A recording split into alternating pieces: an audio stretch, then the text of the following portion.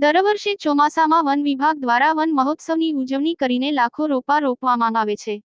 આ વખતે 75માં વન મહોત્સવની ઉજવણી ચાલી રહી છે। તેમજ 15મી જૂનથી 31મી ઓક્ટોબર સુધી લીલા વૃક્ષો કાપવા માટે કોઈ જ પરવાનગી આપવામાં આવતી નથી। તેમજ સામાજિક વનીકરણ વિભાગના આણંદના અધિકારીઓ સરકારી પરિપત્રની અવગણના કરીને મોગરીથી અંધારિયા ચોકડી સુધીના રોડની બંને બાજુના વૃક્ષો કાપવા માટે ટેન્ડર પ્રક્રિયા હાથ ધરીને ભાવ મંગાવ્યા છે, જે સરકારના પરિપત્ર વિરુદ્ધ છે। ત્યારે આ રોડ પર વૃક્ષો કાપતા અટકાવવા માટે નવગુજરાત સ્ત્રી અધિકાર સંઘ દ્વારા જિલ્લા કલેક્ટરને આવેદનપત્ર આપીને લેખિતમાં રજૂઆત કરી છે। તેમ છતાં વૃક્ષો કાપવાની કાર્યવાહી હાથ ધરાશે તો પર્યાવરણ પ્રેમીઓ દ્વારા આંદોલન કરવાની ચીમકી ઉચ્ચારી છે। અહેવાલ નીલ પટેલ। મને પરિચય અલ્પાબેન સમીરભાઈ પટેલ, નવગુજરાત સ્ત્રી અધિકાર સંઘના ફાઉન્ડર। કઈ બાબતને લઈને આજે આવેદનપત્ર આપ્યું છે?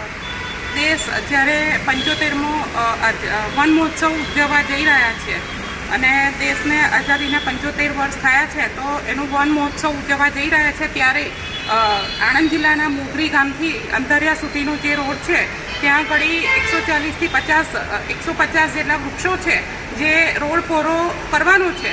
તો એમાં રોડ બનાવવા માટે ક્યાંય નડતરરૂપ નથી એવા વૃક્ષો કાપવા માટેનું ટેન્ડરિંગ ગયા ગુરુવારે થઈ ગયું છે।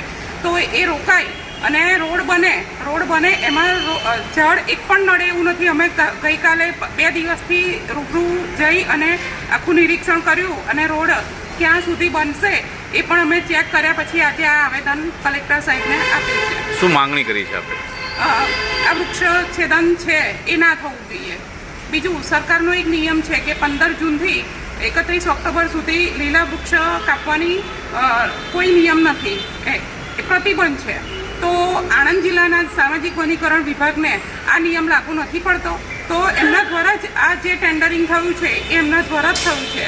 તો હું આણંદ જિલ્લાના માનનીય કલેક્ટર સાહેબ થકી અને સામાજિક વનીકરણ વિભાગને રિક્વેસ્ટ કરું છું કે જો આ વૃક્ષ છેદન નહીં રોકાય તો અમે ચીખું આંદોલન જરૂરથી કરીશું।